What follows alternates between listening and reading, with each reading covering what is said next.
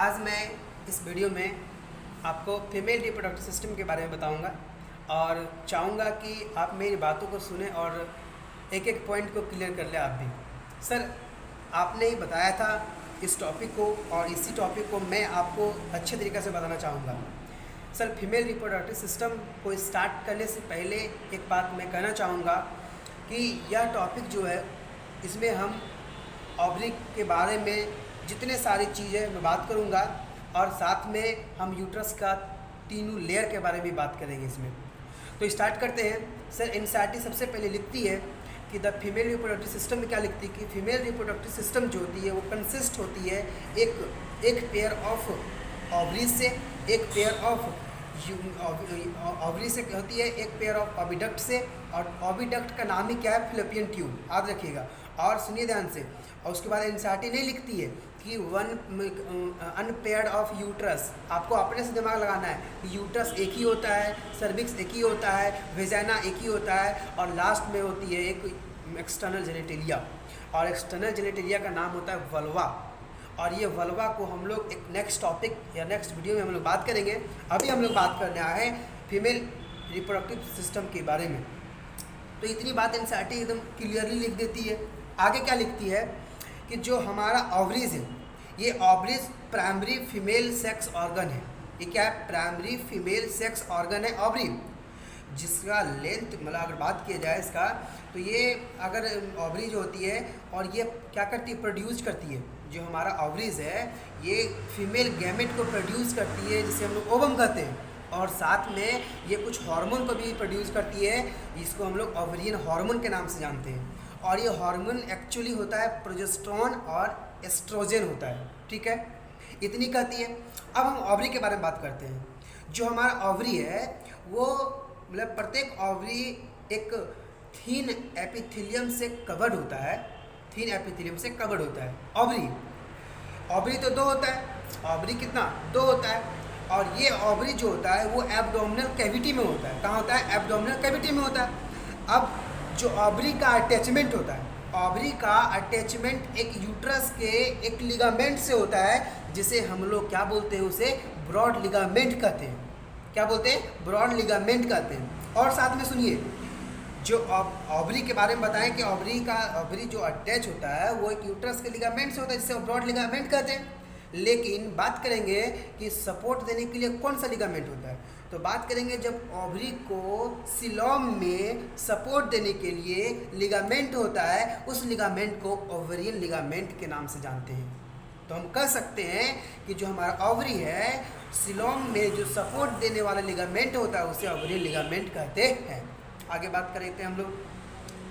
अब हम जानते हैं कि ओवरी है तो भैया ओवम का फॉर्मेशन करेगा। ओवरी है तो ओवम का फॉर्मेशन करेगा, और उस प्रोसेस को हम लोग क्या बोलते हैं? oogenesis बोलते हैं। ठीक है, लेकिन ध्यान समझिए। अरे भैया, सब तो कहता है कि साला ओवम का होगा फॉर्मेशन, बट यहाँ एक्चुअली होता क्या है कि जब ओवरी जो होता है, ओवरी से जब इग का रिलीज हो रहा होता है तो वो ओवम के रूप में रिलीज नहीं होता है, वो सेकेंडरी यूसाइड के फॉर्म में रिलीज होता है। समझ में आ रहा है? सेकेंडरी यूसाइड के फॉर्म में रिलीज होता है, और यह इग जो होता है वो सिलोम में रिलीज हो रहा होता है, इसलिए इसे सिलोमिक इग के नाम से जानते हैं। जो इग होता है, हम फिर से बोल रहे हैं कि जो इग होता है ये सिलोम में रिलीज हो रहा होता है, तो इसे सिलोमिक इग के नाम से जानते हैं। इतनी बात क्लियर हो गई। अब सुनिए, जब सिलोमिक इग बोल दिए और इसे कलेक्शन, जब इग को कलेक्शन करके कहाँ भेज दिया जाता है? फैलोपियन ट्यूब में भेज दिया जाता है। अब ये कलेक्शन काम कौन करता है? तो कलेक्शन काम फिम्ब्रे करता है। कौन करता है? फिम्ब्रे। भी बात करेंगे उसके बारे में, चिंता मत कीजिए। बट फैलोपियन ट्यूब नाम आया यहाँ पे, तो आप फैलोपियन ट्यूब के बारे में सुनिए। ये फैलोपियन ट्यूब 3 पार्ट से बनता है। ठीक है, पहला स्थमस, दूसरा एम्पुला और तीसरा इनफंडिबुलम।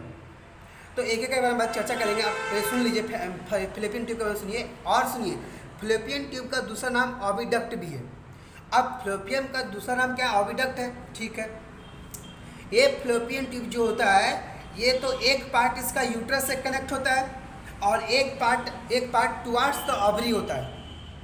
बात कर लिए यहाँ पे हम लोग फैलोपियन ट्यूब के बारे में। और सुनिए, फ्लोपियन ट्यूब का जो थीन लेयर और नैरो लुमेन जो होता है, नैरो लुमेन होता है, उसे हम लोग उस पार्ट को हम लोग बोलते हैं इस्थमस, जो कि 2 से 3 सेंटीमीटर तक लंबा होता है।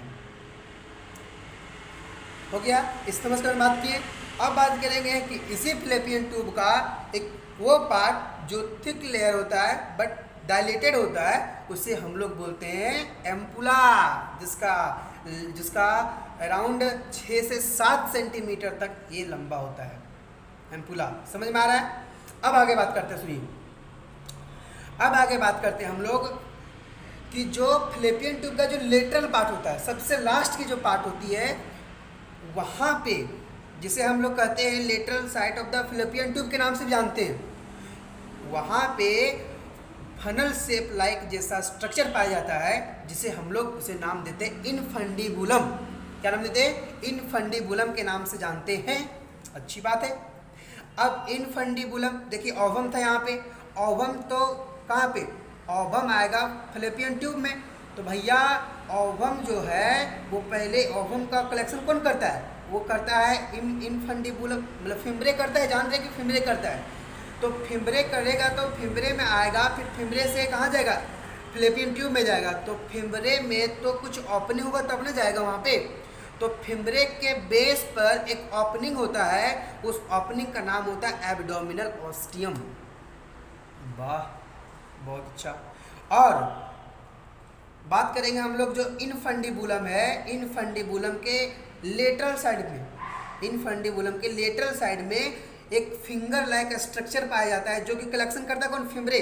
उसी को फिम्ब्रे कहते हैं हम लोग। तो इनफंडिबुलम के बेस पर देखिए एक ओपनिंग होता है, जिसे हम लोग एब्डोमिनल ऑस्टियम के नाम से देखें।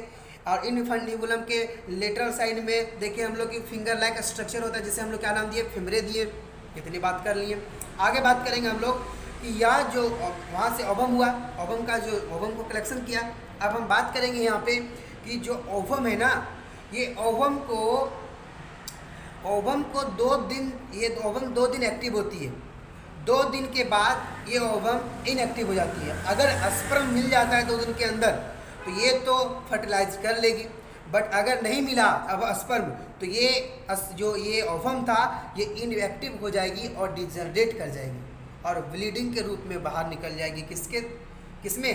फीमेल में ये सब हो रहा है। ठीक है, फीमेल में हो रहा है सब। ठीक है। अब बात करते हैं हम लोग कि जो यूट्रस है। अब हम लोग बात करते हैं यूट्रस के बारे में। ठीक है, यूट्रस में क्या होता है एक्चुअली?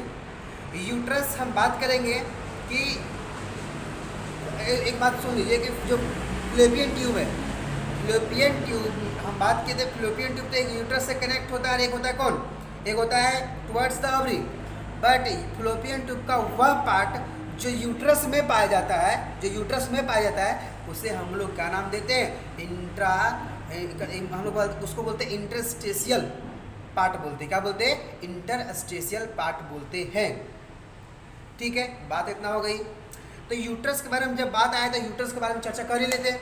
तो यूट्रस एक्चुअली, यूट्रस के बारे में बात करेंगे तो यूट्रस को हम लोग ओम्ब के भी नाम से जानते हैं। और यूट्रस कितना होता है? 1 होता है। यूट्रस की बात करेंगे कि यूट्रस कितना? 1। और उसका बात करेंगे कि ये बात करेंगे हम लोग, यूट्रस 1 होता है और ये इसको हम लोग ओम्ब के भी नाम से जानते हैं। ठीक है, आगे चर्चा हम लोग करेंगे कि भैया ये यूट्रस जो है, ये इसका जो शेप होता है वो इन्वर्टेड पियर जैसा होता है। इन्वर्टेड पियर जैसा होता क्या होता है? इसका शेप होता है। और साथ में हम बात करेंगे इसके बारे में, यूट्रस के बारे में। यूट्रस का कैविटी जो होता है उसे हम यूटराइन कैविटी के नाम से जानते हैं। क्या बोलते हैं? यूट्रस के कैविटी को बोलते हैं यूटराइन कैविटी के नाम से जानते हैं। बात करेंगे हम लोग क्या कि यूट्रस जो होता है, यूट्रस जो अटैचमेंट होता है वो होता है किसके द्वारा? वो होता है, जो अटैचमेंट होता है वो पेल्विक वॉल से अटैच होता है, पेल्विक वॉल से। ठीक है, पेल्विक वॉल से अटैच होता है, इतना तो बात क्लियर है। लेकिन एक बात यहाँ इंसाइटी और लिखती है कि जो क्या नाम है इसका, यूट्रस जो है, ये यूट्रस जो है वो यूट्रस का जो सपोर्ट होता है वो एक लिगामेंट से होता है। लिगामेंट के थ्रू उसका सपोर्ट होता है, और अटैचमेंट किसके, पेल्विक वॉल से होता है। ठीक है, लेकिन हम लोग बात करेंगे कि अगर हम लोग यूट्रस को निकाल दिए, अगर हम लोग यूट्रस का रिमूवल करते हैं, तो यूट्रस का जब रिमूवल करते हैं तो उस प्रोसेस को हम लोग बोलते हैं इसको क्या नाम था, हाइस्टेक्टोमी, यही बात है, हाइस्टेक्टोमी। हाँ, हाइस्टेक्टोमी, अब याद आया कि जो हमारा, अगर हम लोग रिमूवल ऑफ द यूट्रस को अगर निकाल देते हैं, अगर फीमेल में यूट्रस की पार्ट को हम लोग निकाल देते हैं तो उसे हाइस्टेक्टोमी कहते हैं। क्या बोलते हैं भैया, हाइस्टेक्टोमी बोलते हैं। बहुत अच्छी बात है। बात करेंगे हम लोग फंडस ऑफ द यूट्रस के बारे में, जो सबसे ऊपर में होता है फंडस। ठीक है, ये फंडस जो होता है, एक्चुअली ये फंडस इसी में अगर देखा जाए तो इसी में इम्प्लांटेशन देखा जाता है। ठीक है, इम्प्लांटेशन इसी में देखा जाता है। और साथ में हम लोग बात करेंगे यहाँ पे कि जो सर्विक्स होता है, बात करेंगे सर्विक्स के बारे में। जो सर्विक्स होता है, ये सर्विक्स की कैनाल जो होती है उसे हम लोग सर्विकल कैनाल कहते हैं। क्या कहते हैं, कैनाल। और यूट्रस जब वेजाना में जब मतलब ओपन होती है, वेजाना में ओपन होती है, तो एनसीईआरटी लिखती है कि the uterus open into वेजाना through narrow लिखती है। नैरो को एक वर्ड और था, हमको याद नहीं आ रहा है, बट उसमें लिख रही है कि थ्रू नैरो, उसका नाम था कि नैरो सर्विक्स। सही बात है, नैरो सर्विक्स इस तरह लिखी है, लिखती है कि the uterus open into वेजाना through narrow cervix. But मैं बात करना चाहूँगा कि जो बॉडी ऑफ द यूट्रस होता है, सर्विक्स से जब कॉन्टैक्ट करता है, सर्विक्स से जब कम्युनिकेट करता है, तो वहाँ पे कुछ कॉन्स्ट्रिक्शन पाए जाते हैं जिसे हम लोग इंटरनल ओएस के नाम से जानते हैं। और यही इंटरनल ओएस का जो मतलब देखने में क्या लगता है, वो ओपन माउथ लाइक स्ट्रक्चर कैसे दिखाई देता है। और बात करेंगे कि जब सर्विक्स वेजाना में ओपन हो रहा होता है, सर्विक्स जब वेजाना में इंटर हो रहा होता है, तो यहाँ पे भी कुछ कॉन्स्ट्रिक्शन पाए जाते हैं, और उस कॉन्स्ट्रिक्शन को नाम देते हैं एक्सटर्नल ओएस। क्या नाम देते हैं, एक्सटर्नल ओएस। ठीक है, इतनी बात अच्छी बात लगी मेरे को सुन के। और बात कर लिए कि जो हमारा सर्विक्स था, उसके कैनाल को सर्विकल कैनाल भी कहते हैं। और सुनिए, सर्विक्स में म्यूकोसल मेम्ब्रेन का कुछ फॉल्ट्स पाया जाता है, जिसे हम लोग अर्बिट्री अल्ट्राई कहते हैं। ठीक है, अब बात करेंगे जो वेजाना है। अब वेजाना के बारे में चर्चा करेंगे, लास्ट टॉपिक आ गया है वेजाना। अब वेजाना जो है भैया, ये वेजाना जो एक्चुअली ये वेजाना नॉन ग्लैंडुलर होता है। ये नॉन ग्लैंडुलर का मतलब क्या होता है, नॉन ग्लैंडुलर का मतलब होता है कि आप बात कीजिए कि वेजाना में कोई तरह का ग्लैंड नहीं होता है, वेजाना में कोई तरह का ग्लैंड नहीं होता है। वेजाना कैसा एसिडिक होता है, तो इस एसिडिक को न्यूट्रलाइज करना बहुत ही ज़रूरी है, क्योंकि स्पर्म एसिडिक मीडियम में कभी भी सर्वाइव नहीं करती है। ठीक है, आगे बात करेंगे हम लोग क्या, लेकिन थोड़ा सा पार्ट छूट गया है, हम भूल गए इसलिए, लेकिन सुन लीजिए। यूट्रस के बारे में था। यूट्रस का 3 लेयर होता है, कितना, 3 लेयर होता है। एक होता है कौन, जो सबसे जो आउटर मेम्ब्रेन होता है, जो कि थिन होता है, थिन मेम्ब्रेनस होता है, उसे हम लोग बोलते हैं पेरीमेट्रियम। क्या बोलते हैं, पेरीमेट्रियम। बट बात करेंगे जो मिडिल होता है, मिडिल जो कि थिक होता है, thick layer of the smooth muscle होता है बल्कि, तो इसे बोलते हैं हम लोग मायोमेट्रियम। और लास्ट का जो लेयर होता है, जो ग्लैंडुलर लेयर होता है, जिसे हम लोग नाम देते हैं क्या, इंडोमेट्रियम। क्या बोलते हैं, इंडोमेट्रियम। बहुत अच्छी बात है, शानदार भैया, मज़ा आ गया। ठीक है, इतनी बात कर लिए। एनसीईआरटी एक लाइन में लिखती है, क्या लिखती है, एनसीईआरटी में लिखती है कि the endometrium undergoes cyclic changes, the endometrium undergoes cyclic changes during menstrual cycle. देखिए यहाँ इंडोमेट्रियम में साइक्लिक चेंजेस दिखाई दे रहा है, बट बात करेंगे हम लोग पेरीमेट्रियम सबसे आउटर लेयर जो होता है, उसमें कोई चेंज नहीं आता है।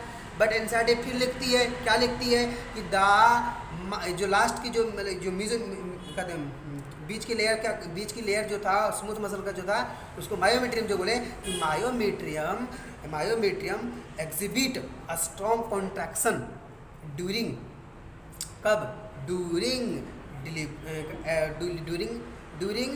Delivery of the baby, during delivery of the baby. चलो इतने बात क्लियर हो गया। अब आगे बात कर लेते हैं वेजाना के बारे में।